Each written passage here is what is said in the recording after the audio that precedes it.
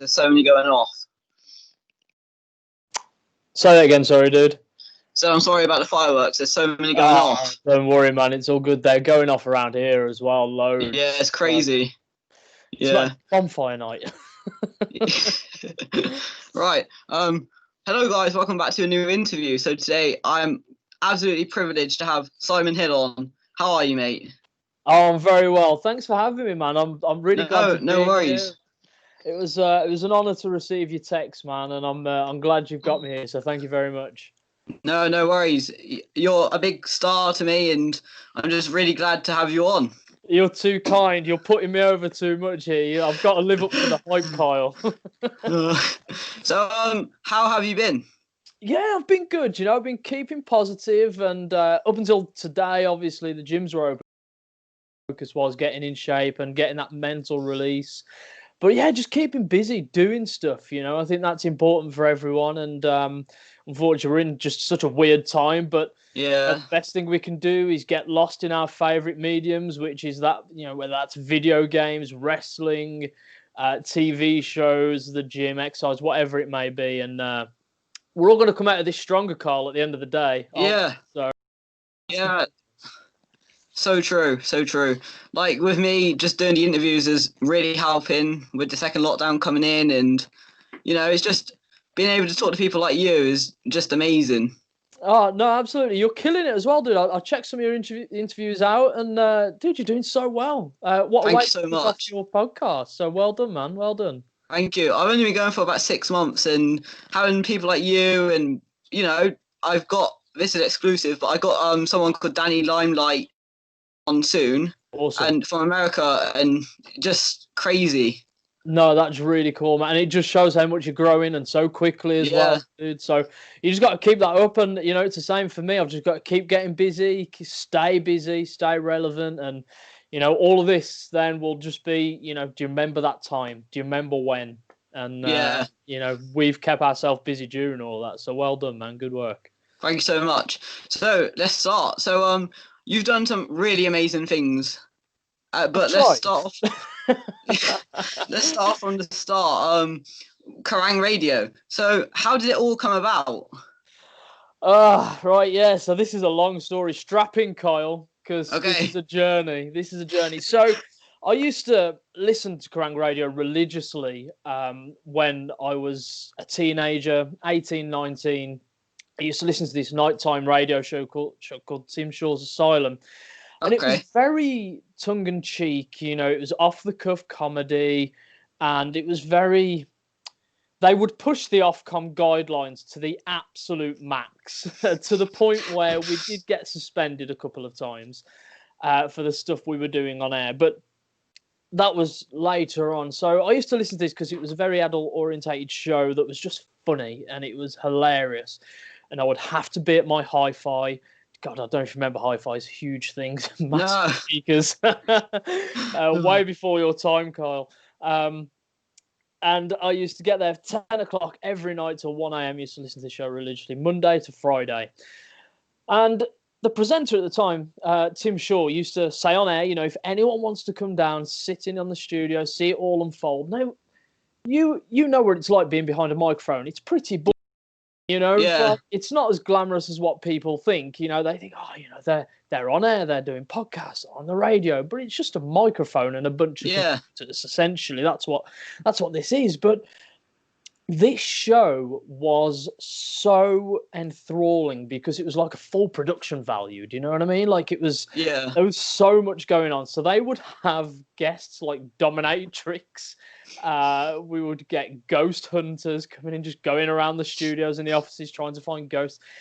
And the thing is, we would get these guests, Tim would get these guests to not only talk about what they were there for and what their speciality was, but he would get them to perform something like that on air, which was just painting this picture so beautifully across radio, which is one of the hardest skills to do, you know, without a TV screen. Yeah.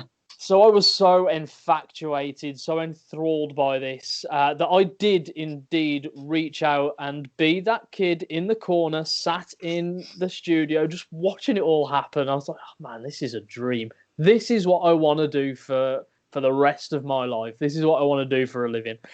So I was like, right, how do I do this? And I spoke to Tim and Lucy, who was the producer there, and they said, right, go to college, study media, and this is what you have to do and how you have to do it. But so I did that. I went to college and I started studying media. Now the thing is with media back then was it wasn't you couldn't just study radio broadcast or broadcast journalism. It was media, and you would have to study radio, journalism, TV production, etc., all in one. Yeah.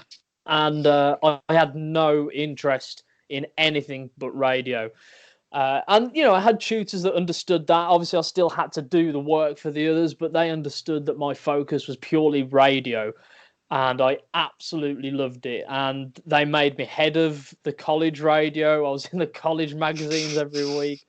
And, at this time, I was still going in every week to Kerrang to just sit and just be that kid in the corner, just watching it all happen. Anyway, I didn't go over the Christmas period. I think I had like a retail job, like in HMV or Music Zone or something like that. Okay. And I got a call. Still to this day, Kyle, I don't know how the producer got my number, but she and she called me and she said, "Look, we need a new runner for the show. We know that you know the show and you're passionate about it. Do you want to come in for a trial?" And obviously, as a 19-year-old kid who's already obsessed with this show, as well as already obsessed about getting on radio, I was just like, holy hell. Like, yes, I want to do this. So that is exactly what I did. And Tim, the presenter, didn't like me at the start. Oh. Because I don't know if you can tell, but I've got this horrible Birmingham infliction in my voice. But it was a lot broader back then. And he didn't like that sound on the radio. And, I was doing the bits and bobs. So I was just the guy setting up the studio, getting the drinks ready, getting the guests in and this sort of stuff. The trust would build. They would allow me to go on air. Then they would allow me to book the guests and research and all this sort of stuff. Lucy fought my corner on that, and she was like, look, just give him a chance, see how it goes. And, if in a couple of months it doesn't work, then it doesn't work. And, the hard work paid off, Carl, and I was there for 3.5 years. Wow.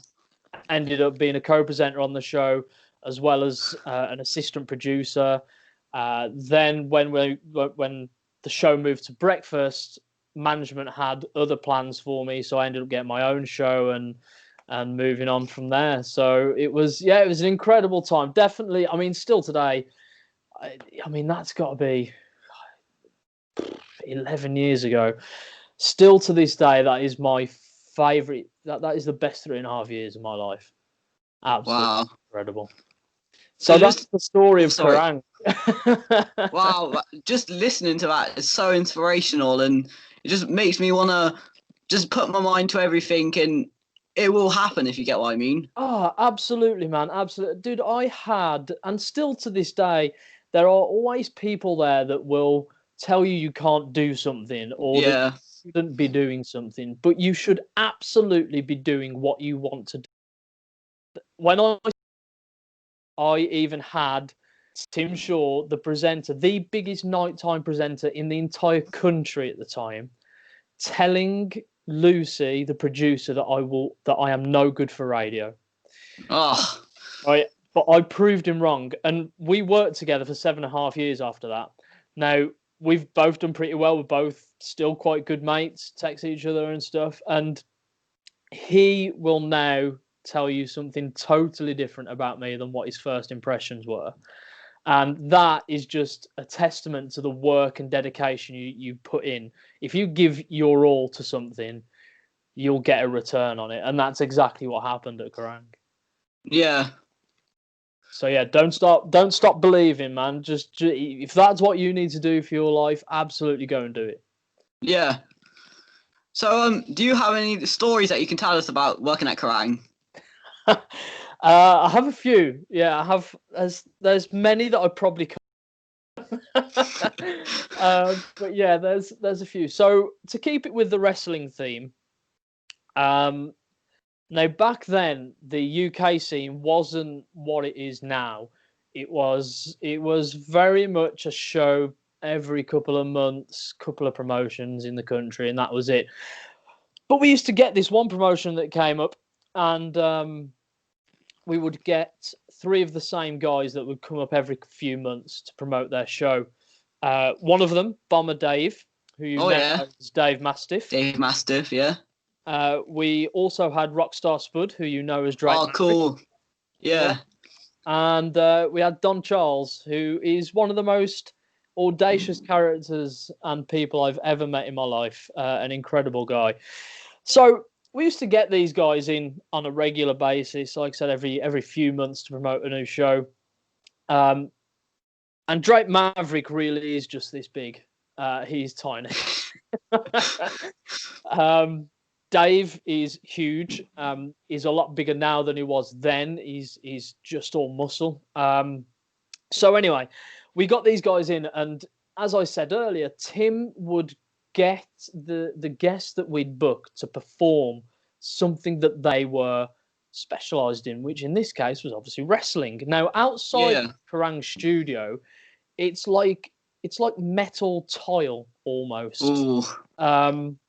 So Tim's talking to Dave and Spud, and he's like, right, guys, so what happens in a ring? How do people take bumps? You know, what's real, what's not? And Dave straight away was, well, Tim, I can show you what's real if you want. And Tim straight away, now Tim's 6'4", so he's a big guy. And he was like, well, you know, I've got a radio show to present, so I can't do it. You know, Donks, how about you go and, you know, take a bump? And I was like, what? No. There's no ring. There's no safeguarding or anything. So anyway, during this, Tim had reached out to the listeners. Right, if anyone wants to hear, so everyone on that show had a character name, and so the producer was Juicy Lucy. Mine was Donkhole. I'll tell you the story in a moment. Okay. And still to this day, the people that I worked with at Kerrang, it's never, they never call me Si or Simon. It's always, oh, how's it going, Donks? How's things, Donks? So it's a permanent nickname for anyone that I work with in radio mainly. But yeah, so we were doing this spot, and Tim reached out to the listeners, right? Yeah, if anyone wants to hear Donks take a bump, vote now. And yeah, like I said, almost 3,000 text messages had come in favour of me taking this bump off Dave Mastiff. There are photos on my Facebook of this actually taking place as well. And yeah, so Dave, you know, he picks me up. He's like, he kind of just told me the basics. He's just like, just tuck your chin. And I was like, okay, cool. And I took this bump and it really hurt. Really hurt. Bear in mind at the time, I'm 19. I'm very scrawny, slim. There's nothing to me whatsoever. And Don Charles grabs the microphone, and we're live on air at this point, obviously. And he's cutting a promo on me, like, oh, how does it feel, boy? How does it feel? Pulls me to my feet, and he's giving me more spiel. He keeps going. And then he just pushes me in the direction of Dave. Dave gives me another one. Oh, no.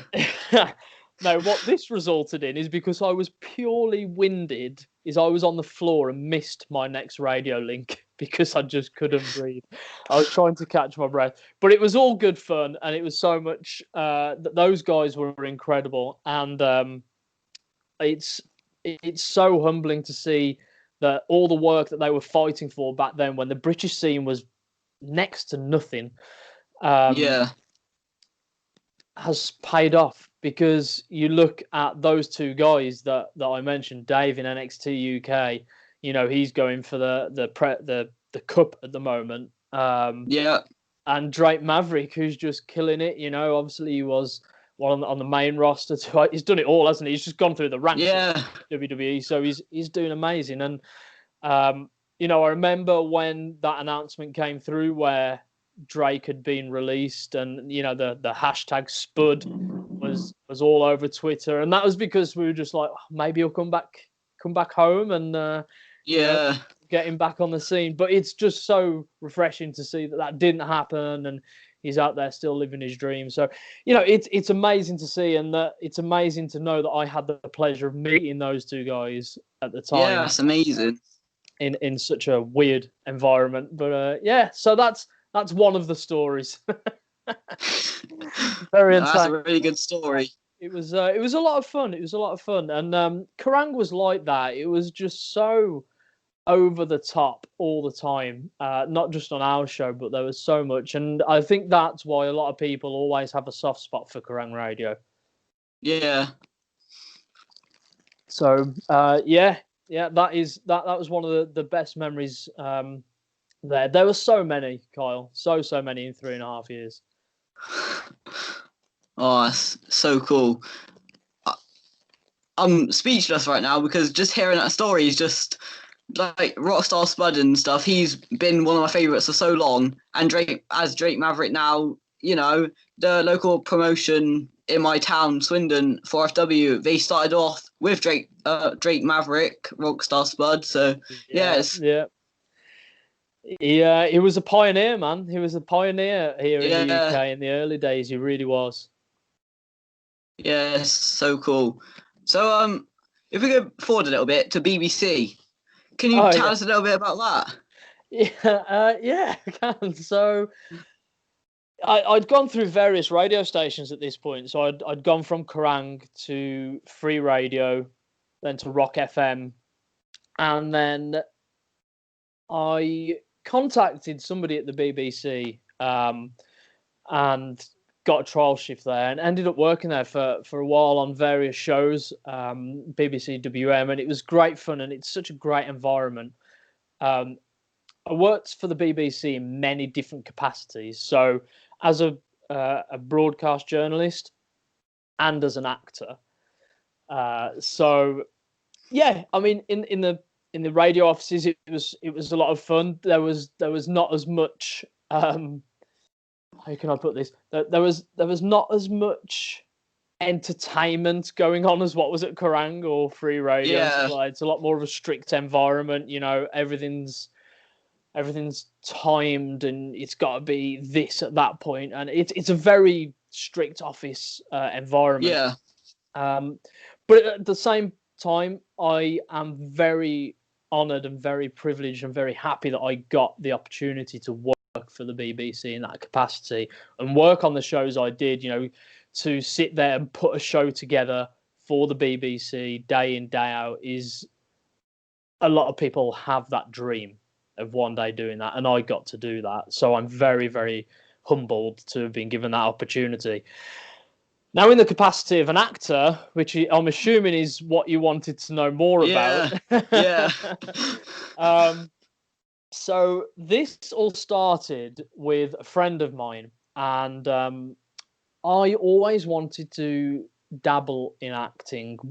And whilst I was at Kerrang Radio, actually, I took this acting course, acting school, at the Birmingham School of Acting, which was a really intense course. And again, one of those things that I'm very glad that I experienced, as difficult and challenging as it was.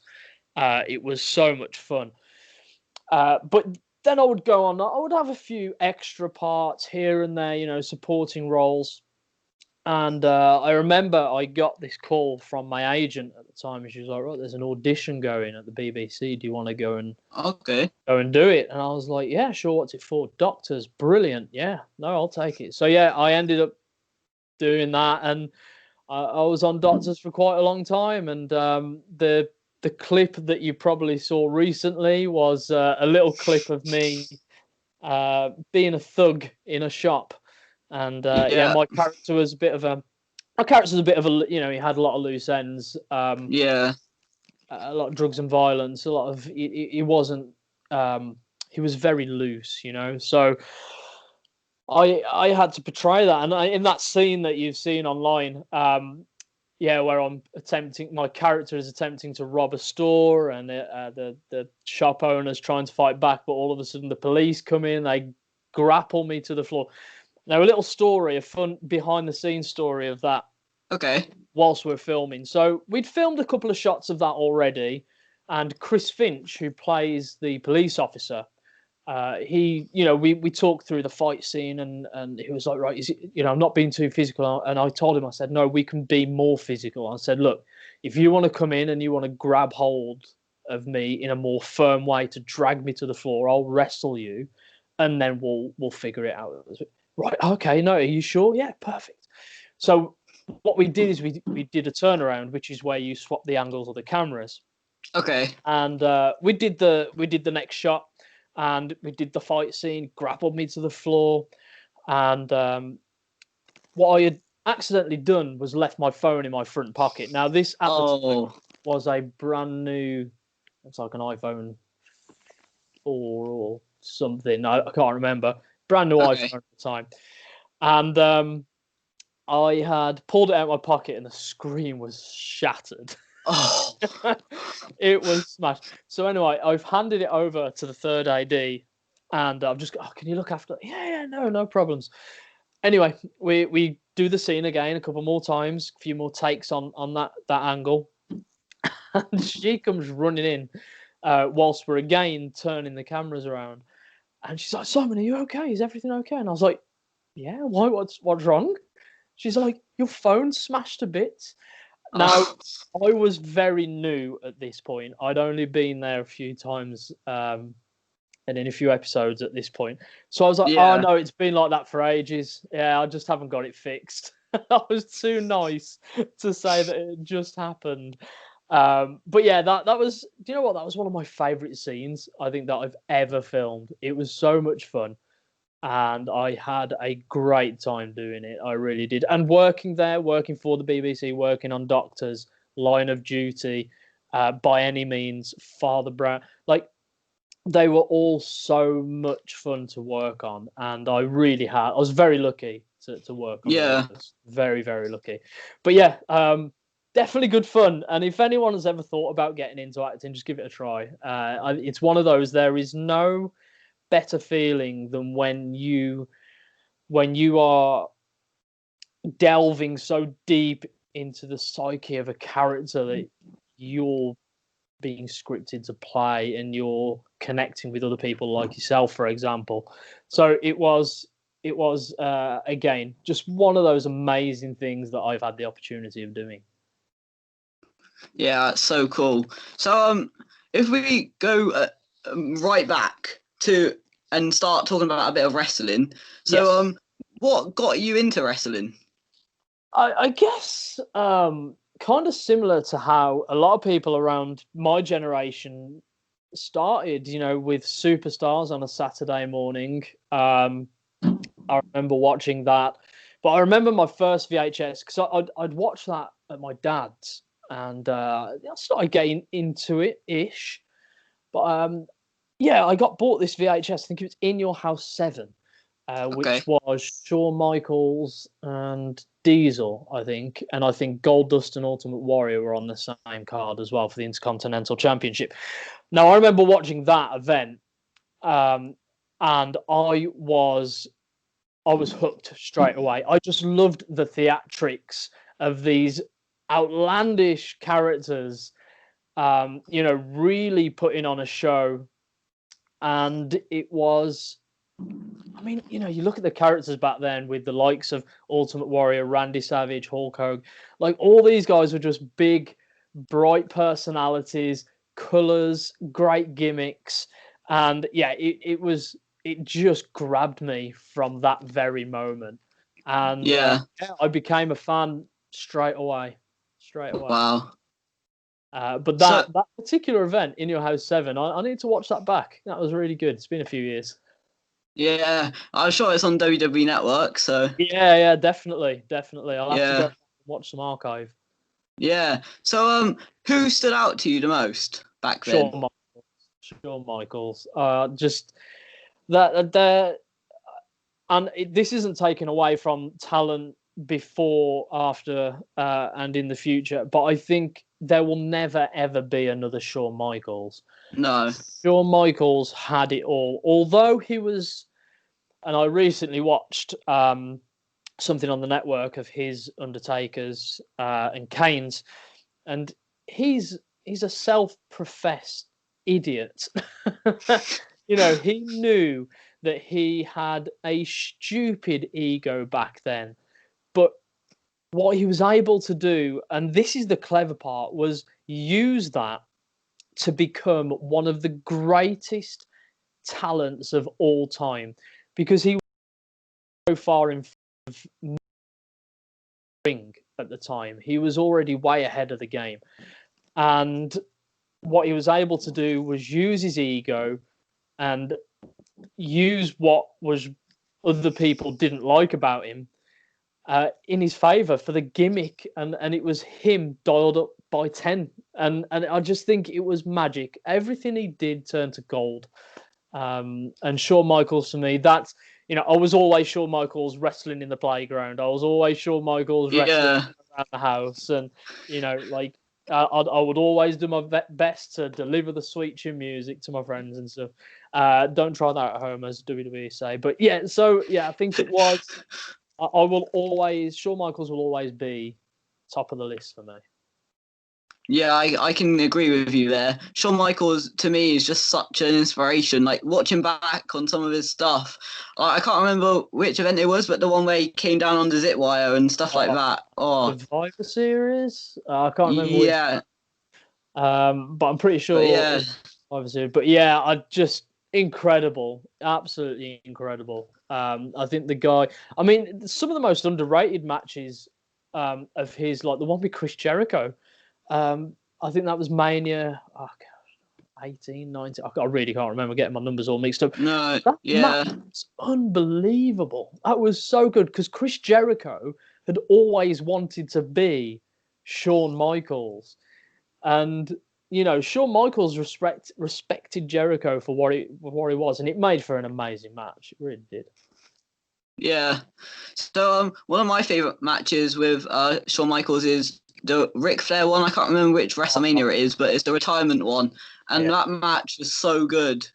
Yeah, always one of my favorites. I think all of us cried at that. Yeah. That I'm sorry, I love you moment, and one of the most beautiful, captivating, humbling moments in WWE history for me. Yeah, it's just every time I watch it, I always get emotional. It's like, oh, it's just one of those matches that gets to you, and the storytelling in it is just amazing. Two of the best storytellers in the business, though. I mean, Flair is, although he had a very limited move set, he told a story with his body, with the way he moved, with the way that he looked, with how his eyes would react to certain situations. It was just magic, absolutely magic. One of the best storytellers this business will ever see. Yeah, 100% agree with you there. So if we just move a little bit forward to when you started working in wrestling. So you started as a ring announcer. I did. Yeah, I'm still very what they call green in the wrestling business. I started ring announcing last year, just for some very small family promotions, nothing big, and that was kind of just to explore it. But what was great is my first show. Now you can understand the pressure here. So my first show was ring announcing Johnny Storm. Okay. And Joey Legend. So straight away, I'm like, oh man, all right, I got to do a good job. Now because of my radio background, my acting background, and TV and stuff, and working on stages for a living, like I'm able to project my voice very well. Yeah. And I remember I did the whole intro, the whole spiel in the middle of the ring, got all the crowd going and hyped and everything. And the head of that promotion came up and was like, "Oh man, how are you doing that?" Like, and I was just like, "Oh, just practice." But yeah, that event, that my first ever one. Johnny Storm was amazing, great guy. Although he was happy to praise what I did right, he was there to help me tweak things a little as well. Joey was exactly the same. Great guy, sat me down, was like, dude, you know what? You did everything right, but what you probably could do, just to take it and up a little bit more, is this. And that helped me move on. And I started emailing pretty much every promotion in the UK, even some internationally, because, and this isn't to my own horn, it's just me showing the confidence in my ability, but I'm a skilled interviewer. You know, I was on radio, I'm on TV. So I knew that there wasn't really much going on in the UK scene for that, for interviewers, backstage interviews on live shows. Yeah. So I thought, well, that's where my tap in is. That's where I can come in and bring something new. So, I emailed various promotions and several got back to me. And I remember having a chat with the owner of In Out Wrestling, which unfortunately they came out for a couple of shows last year, and because of current situations, they've had to fold, unfortunately. But I remember they offered me a position, but because it was brand new, they had no funding. And, he turned around and said to me, "But look, we will work together in the future. But what I will say about you is you have got a bright future in this business." 2 weeks later, I spoke to Steve Cullen, who I'd known previously from working at Game and things like this and working in the gaming industry. And he is the production manager at TNT. So I had a chat with him, and he had a chat with Jay Apter, who's the owner of TNT. And Jay contacted me and was like, "I've heard you're a backstage interview. Can you send me some stuff?" Sent him a load of, my TV show reel and stage show reel, sort of stuff, radio stuff. And he loved it straight away. So he got me in, and no, there was no audition, right? They asked me to go and film an introduction to who I was and what I'd be doing at TNT. And I went and filmed this. So I was living in Reading at the time. Okay. Recently moved back up north to Birmingham, but yeah, so I was in Reading. We went for a drive and ended up in Ascot, which is a gorgeous place. I mean, the houses and just the scenery around there is beautiful. And anyway, so I'm filming this thing on a private road, and you can see in the background there's this big mansion. Well, that mansion's worth £24 million. Wow. And I'm standing outside this mansion for 3.5 hours filming this vignette for TNT to play and to put across all their socials and everything to do the introduction backstage interviewer. So amazing. And then my first event was DOA. Now, talk about being thrown in at the deep end. There was no prep as such. So I got there, I got my notes right. So this is who you'll be interviewing, and this is the angle we want to take on those interviews. Okay, fine. Awesome. No worries. So I get there, and they're like, right, so here's the list. My first bunch of interviews were with Ricky Shane Page, wow, Lloyd, and Clint Margera. Now, fortunately, I knew Clint from Fight Club Pro because I DJ their after parties. Oh, okay.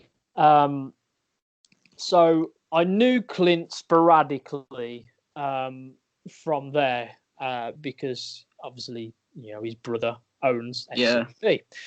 So that was just like, oh my God. So I'm doing the interviews, coming back, watching parts of the matches to get to put into the interviews during the final with Ricky Shane Page and Clint Margera. Clint Margera throws a light tube at Ricky Shane Page. Ricky Shane Page goes full Street Fighter and boots it out of the air. Half of that came towards my face, and I'm just like, so this is what I've agreed to do. Yeah. But what an experience. There is nothing quite like working a live show and having... The guys at TNT were very welcoming and very, very open to me coming in. And the wrestling industry can be a tough one to get into, mainly because there's always someone who's going to try and get in front of you very quickly, or one that may not like your style, so they will pitch to somebody else that this is why they should also not like your style. But there are good people in this business, and TNT are definitely one of them. And they welcome me with open arms. The talent have been amazing with me.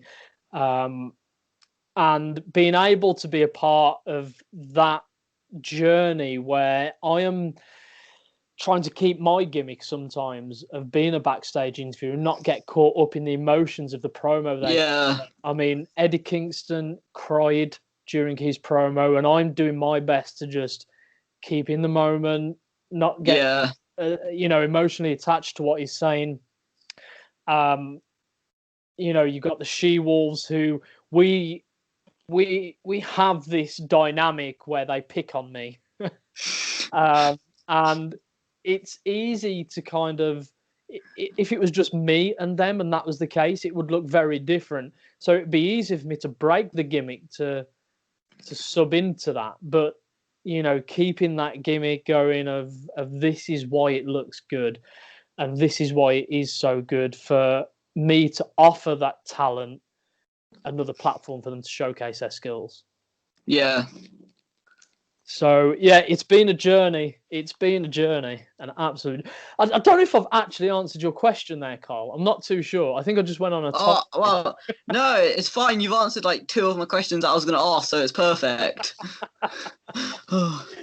No, so so you also have a podcast. I do. Keep It Locked with. Yep.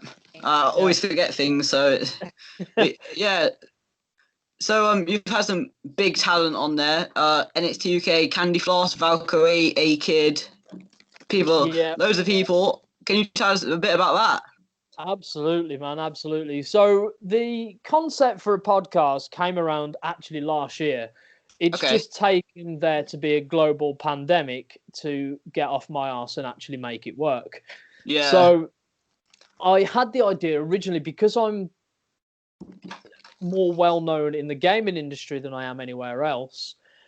The original concept was to interview developers, publishers of the people that make these games. And because I was so attached to so many publishers anyway from working with them, it would have been really easy for me to do that and have those contacts already.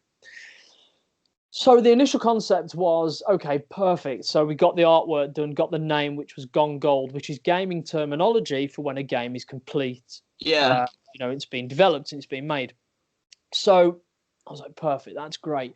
But then obviously everything with the wrestling started kicking off way a bit. Like I got more attention than I ever could have dreamt in just a short space of time working in the wrestling business. So I was like, well, I need to capitalize this. This has got to be a wrestling podcast. And again, because I was lucky enough with all of the talent that I've interviewed at TNT and building relationships up with various other talent through FCP or whoever, I straight away just capitalized on that. So I kept the name Gone Gold, and I was like, maybe it can have some, relevance with championships being gold or something. I was trying to justify myself, to be honest. And we got through so many episodes, and I was like, it just needs a rebrand. It needs to change. So I thought, right, well, Keep It Locked is my signature sign-off. You can go back and watch some of my old gaming videos, my old TV show, and I would always end the show with Keep It Locked. So I was like, right, perfect, because that just suits my personality, because it's something I've been known for years. I've already got merch with Keep It Locked on, so let's just rock with Keep It Locked. And so I did that, and relaunched it, Keep It Locked. But in terms of the talent, I again have been in a very fortunate position, privileged position, to have the level of talent and the so many amazing people to have come on the show.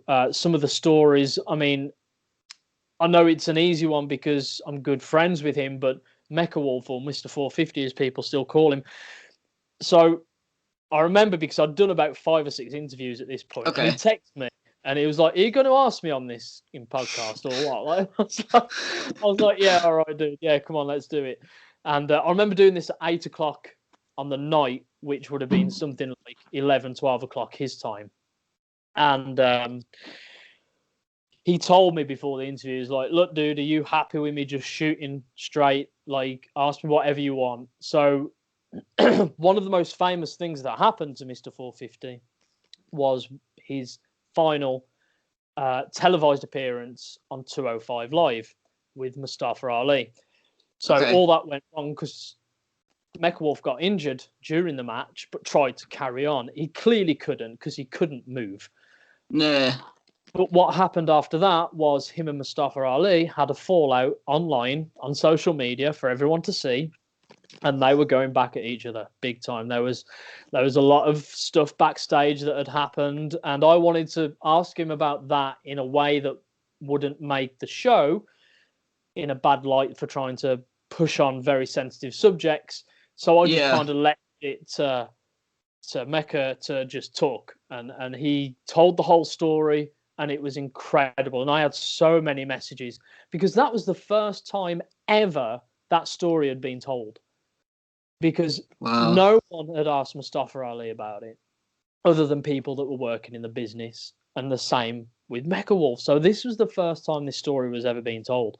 And it was captivating from start to finish. So if no one else checks out anything of my shows, check out the Mecha Wolf interview and that part specifically, because he's very open, very honest, which you don't get a lot.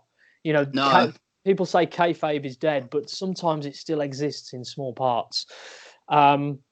So yeah, you know, that especially is one of my favorites because of how open the interview is, and he can just talk for hours. You could just give him a mic and ask him one question, he'll just talk. And you know, that's what I love about a guest. You know, they just do all the work for you, you know. So also, Candy Floss was incredible. Now, I remember I interviewed Mariah May, and me and Mariah were still texting back and forth a few times, and I said, look, I know you're really good friends with Candy Floss. Do you reckon she'd be up for doing it? She's like, yeah, no worries. Let me just text her for you. And I was like, wicked. So within hours, Candy Floss messaged me and was like, yeah, I'd love to be on. So we set the date. Got it all done, and she was like, look, I've got to be done by 4 because I've got a call with Triple H and NXT UK. And I was like, okay, yeah, cool. So we did this interview, and she was amazing. There was no, sometimes you need to warm up a guest for them to feel comfortable. And I understand that process. But she was instantly just switched on from the minute go. I think for 40 minutes we laughed about absolutely everything, and she was incredible. And again, it just kind of went on this big journey, you know, having people like Clint Margera. And again, I know that we've had a bit of a past of just, you know, getting to know each other and stuff, and through his brother. But again, his interview was so open because, and I already knew this in some capacity anyway, but for him to tell the story of his addiction to alcohol, how he found the strength to quit and get past, you know, again, was a really moving moment. And again, one of the staple moments of the podcast, I think personally. And yeah, we've had a lot of great names on there, as you just mentioned, you know, Valkyrie, A-Kid. Now, me and A-Kid have actually become quite good friends after this. Really? We just talk about games all the time. That's all we talk about. Wow. I've actually managed to sort him a copy of Assassin's Creed Valhalla out. Oh, wow. It's been sent out to his hotel. So yeah. So we've got on quite well, and we've had great people on. I mean, Corvin, for me, Kings of the North are one of the most underrated tag teams in the entire of Europe. Those guys will get signed, and they will be in America or New Japan within the next year and a half. Because they are the best tag team in Europe, in my opinion. And there is room for them at any big promotion. But his interview again, I think it helps when you've already got a little bit of a relationship with him, because he was so relaxed and he's so chilled out that he was just telling story after story. You know, it was incredible. Valkyrie was a lot of fun, very nervous at the start, but she came in and her personality shone through towards the end. Tyson T-Bone, again, I've worked with him in the past at TNT. And again, he was just totally chill, totally cool, happy to tell stories. He would constantly make the joke of when he'd tell a story about someone at WWE or about his NXT experience, he'd be like, well, I'll probably get sacked in the morning for this, you know, and it was so fun and it was great. But, yeah, I've been very fortunate with the podcast, and the numbers have been unbelievable. I never thought I would have got to the stage that I'm at. Yeah, it's crazy. You're doing so well as well. Well done. Oh, thank you, man. I appreciate that. No Thank problem. you. So, yeah, so, stuck for words now. I'm definitely editing this little bit out. I've lost everything in my head now. I try to do it without notes sometimes, so it just goes with it. It flows. Yeah, it flows. It works.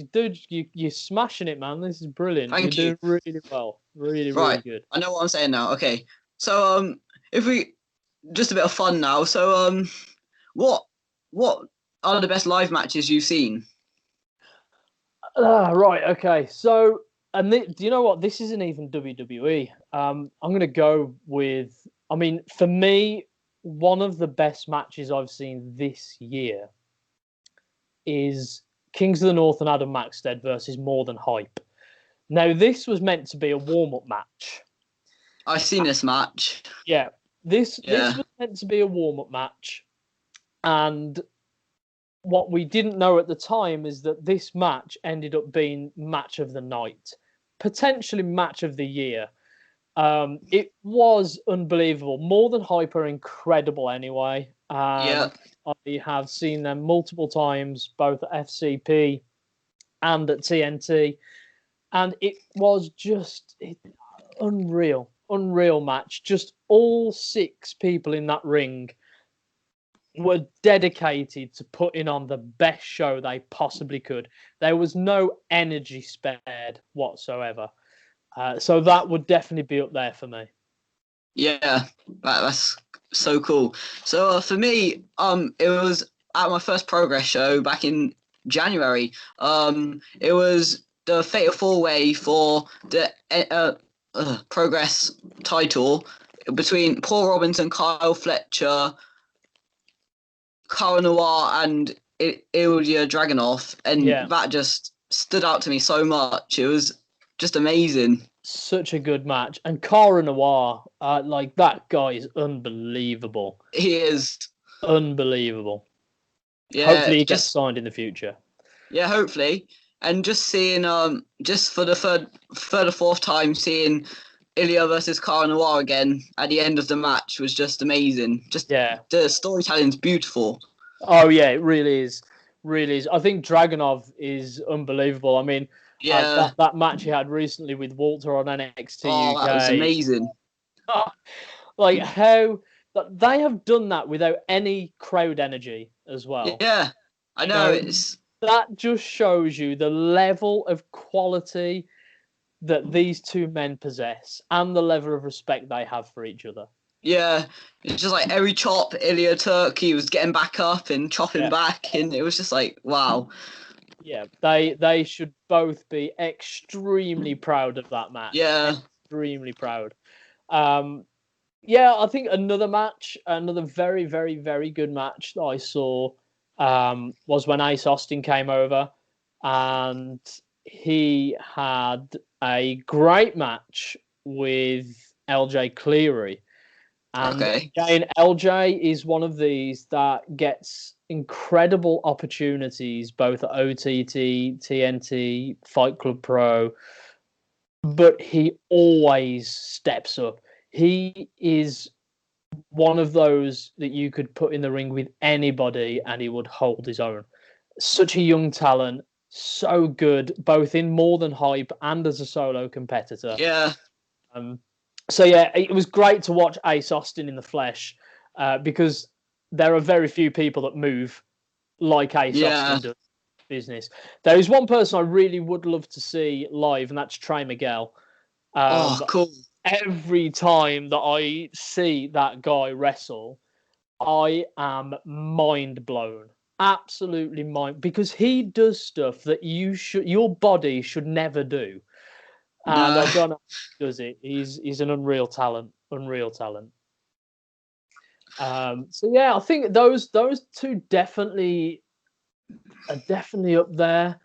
The Ricky Shane Page and Clint Margera match was jaw dropping, and it was emotional, and it was hard hitting. But these guys have known each other years. You know, Ricky and Clint have known each other years from wrestling abroad, wrestling at Fight Club Pro, and it was one of those where you just knew that when both of them stepped in the ring, the eyes were on each other, and you just knew that it was going to be fireworks. And both men hit hard, and they both like to get hit hard. So you knew it was going to be magic, and it really was, especially that spot where it looked like Ricky Shane Page was going to put Clint through a glass table. It ended up being the other way around. The crowd went absolutely mental. And that was the moment. And what was emotional is Clint Margera has been through one hell of a journey in British wrestling. Highs, lows, and in-betweens. And that moment that was captured in the ring of him holding the DOA trophy was a moment of solace where he was being rewarded. Everything he'd worked for, all the ups and downs, those sometimes matches where, because of where he was at mentally, he couldn't quite switch him, turn himself in. But that moment in that ring was like, do you know what? I've done it. This is the recognition, and it was an emotional moment, and one of the most picturesque shots you will ever see in British wrestling. Really was incredible. Wow. So, where can people find your podcast? Everywhere, Kyle. Absolutely everywhere. Name a platform. So yeah, you can listen on Spotify, iTunes, Amazon Music, TuneIn Radio, iHeartRadio. Just name one, and it's there. Podchaser, podcast, what is it? Podchaser, podcaster? No, Podcatcher. That's it. So all of them, just all of them. And you can also watch it on the Keep It Locked YouTube channel. We also have our own channel on Powered 4 TV, where you can also watch the episodes in full. So that means you can just watch all the emotion in your beautiful wrestlers' faces. You can see the emotion in Clint Margera telling his story. You can see the emotion in Killer Kelly when she's talking about mental health. Candy Floss when she's laughing about talking videos of llamas and things like that. And yeah, it's incredible. So you can watch them all online. That was another one actually I didn't mention. Killer Kelly was such a great person to speak to. Now we were talking for weeks coming up to that interview, and she was having a lot of troubles. And we did the interview, and she came to me at the end. She messaged me after it got released and was like, "Do you know what? Thank you so much, because you have given me a platform that I am able to answer all these questions that I've been dying to talk about for ages." So I was very privileged and very humbled to get that recognition. And you know what? That's another thing. All of the talent that I've interviewed and had this pleasure of interviewing have all been so thankful for that opportunity. Not what I want, because I do this for a living. Like I do this because I'm passionate about it. I don't do it because the problem is with this business, Carl, and you'll start noticing this, is that there's a lot of people out here who want to do this for fame. They want to do this for money, to do it for the big house on Beverly Hills. That's not why I do what I do. No, I'm the same. You know, I don't go and talk on radio. I don't go and stand in front of thousands of people hosting stage shows because I want fame. I do it because I love being able to deliver content that makes you happy. I get to connect with you by bringing you something that gives you an escape. You get to hear an interview with your favorite wrestler. You get to watch me host a show that connects with you and that you enjoy. You get to hear me on radio listening to the music that you like, and hopefully you enjoy me trying to have that light-hearted banter. So the reason I do what I do is for passion and love, nothing else. Because if you try to do this job for fame and money, you're not going to get very far. No. You're really not. So yeah, that is something that I've always wanted to say on somebody's show, because I've had so many amazing opportunities. It's not because I want to keep doing it because I want the fame. I do it because I want to be able to deliver content and bring happiness to the world, essentially. Yeah, I'm a bit the same, I'm struggling with mental health and stuff. I just want something to take my mind off it and do things that, if people are having a bad day, to help them, if you get what I mean. And yeah. Just like, I know I'm not big at the minute, and I don't care if I don't get big. I just want to help people out and get people to like wrestling, not necessarily like wrestling, but have an interest in what I'm interested in. Yeah, absolutely. And you're doing an incredible job, mate. You really Thanks are. so much. Doing an incredible job. Incredible job. Now, we spoke before we went live, and I promised to give you an exclusive, didn't I? Yeah. So whilst we're on the subject of the podcast, so the podcast is coming back for a new season. Obviously, we've had a break of 10 weeks. In that time, we've been delivering best ofs. We've got one more best of episode left, which is an NXT UK special. So you'll hear clips from Valkyrie, Candy Floss, A-Kid, and Tyson T-Bone. But we are about to launch brand new season. The first episode will be with Chase Owens. Ooh. The second episode will be with the MLW Tag Team Champion, Marshall Von Erich. And the third episode will be with Jordan Oliver. Wow. I've got several others lined up, but you've had more exclusives than anyone else there, Carl. Thank you so much. We're coming back with some big names, some awesome interviews, some great international talent, stories that I can't wait for you guys to hear. What's been really weird about this process is obviously all those talent that I've mentioned and a few more that haven't have all been international. So I've been doing them at 10 o'clock in the morning when it's 9 o'clock their time on a night, and vice versa. The timings are all over the place. Like one I did at 8 o'clock and it was 6 o'clock in the morning for them or something, but they were up going to the gym, so they were happy to do it. But yeah, so it's been a lot of fun, but don't worry, that doesn't mean that I'm not focusing on UK talent as well. It's just that the opportunity has presented itself for me to do some more, talent, international talent, and I'm so happy with that. So happy. That's so amazing. I love listening to your podcasts, and I can't wait for the new season. Oh, thank you, man. I really appreciate that. I love the kind words, man. Thank you. So make sure you go and check out Simon's podcast. Where can people find your social medias? Simon H Official on everything, Carl. So yeah, Twitter's the one I use the most, at Simon H Official.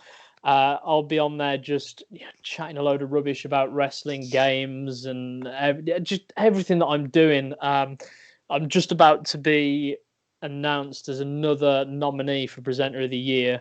Oh wow! So there'll be a lot of talk about that. So I do apologise. On Facebook as well, I've got my own page, Simon H Official, and Instagram, Simon H Official. But yeah, Twitter's the one I use the most. I do prefer that platform. So that's me in a nutshell, I guess. Make sure you go and check Simon out, guys, because he's a really kind guy. He's amazingly talented, and he deserves all the recognition. Oh, thank you, man. I really appreciate it. No problem. Thank you. Really appreciate it. Thank you so much for joining me today. It's been a pleasure, man. Thank you for the invite, and no worries. Enjoyed this interview. Really enjoyed it. If you enjoy, guys, please make sure you subscribe and like the video, and see you again soon. Subscribe.